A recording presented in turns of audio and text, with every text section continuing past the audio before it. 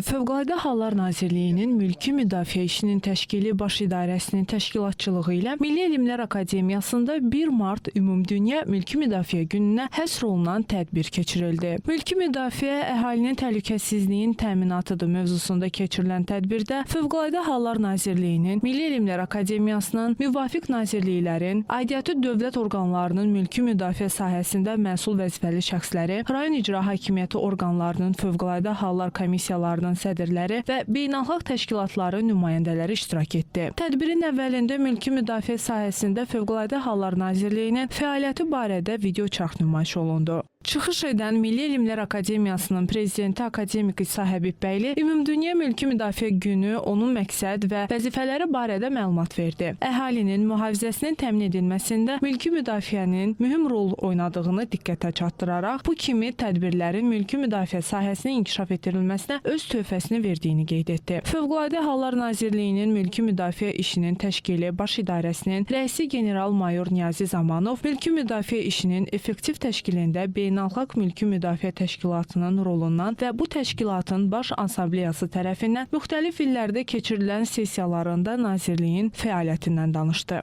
Baş İdarə rəisi ölkədə mülki müdafiə tədbirləri, mülki müdafiə işinin təşkili və həyata keçirilməsi sayəsində aidiyyatı qurumların vəzifələri, bu istiqamətdə Fövqəladə Hallar Nazirliyinin fəaliyyəti və görülən işlər haqqında geniş məlumat verdi. Mülki müdafiə sahəsinin inkişafının əhalinin təhlükəsizliyinin təmin edilməsi baxımından əhəmiyyətini diqqətə çatdırdı. Dünyada baş verən proseslərin, hərbi münaqişələrin, təbii və texnogen xarakterli fövqəladə hadisələrin ümumilikdə mülki müdafiə sisteminə, mülki müdafiə tədbirlərinə təsiri barədə məsələləri diqqətə gətirməkdən ibarətdir. Respublikamızın 1993-cü ildən üzv olduğu Ümumdünya Mülki Müdafiə Təşkilatı barədə müəyyən bilgilər əldə edir. Yəni bu təşkilatda üzv olan milli mülki müdafiə xidmətlərinin inkişafı, beynəlxalq səviyyədə əlaqələndirilməsi, onların maddi-texniki bazasının yüksəldilməsi, o cümlədən Azərbaycan Respublikasında üzv olduğu Ümumdünya Mülki Müdafiə Təşkilatının rolu, əhəmiyyəti barədə məsələləri diqqətə çatdırırıq. Fövqəladə hallar özü bir təbiət hadisələri kimi həm də böyük elmin tədqiqat mövzusudur.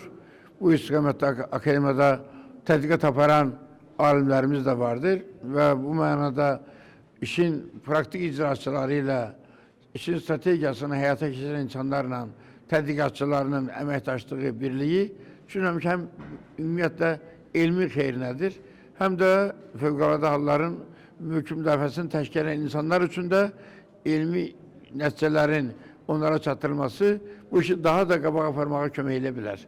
Sonda 1 mart Ümumdünya Mülki Müdafiə Günü münasibəti ilə eləcə də təmsil olunduqları təşkilatlarda mülki müdafiə işinin təşkili sahəsində səmərəli fəaliyyətlərinə görə fərqlənən şəxslər Fövqəladə Hallar Nazirliyinin təxrib fərmanı ilə təltif olundular.